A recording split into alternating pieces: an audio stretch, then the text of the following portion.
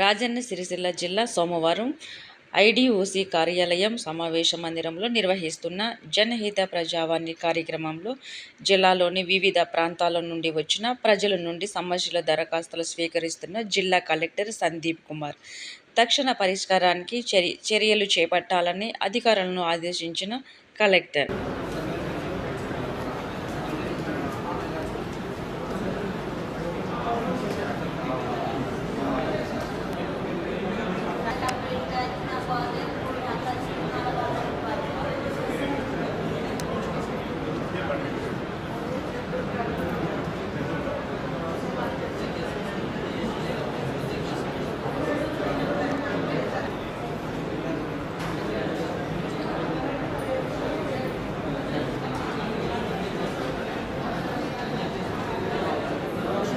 For watching. For more updates subscribe to my channel.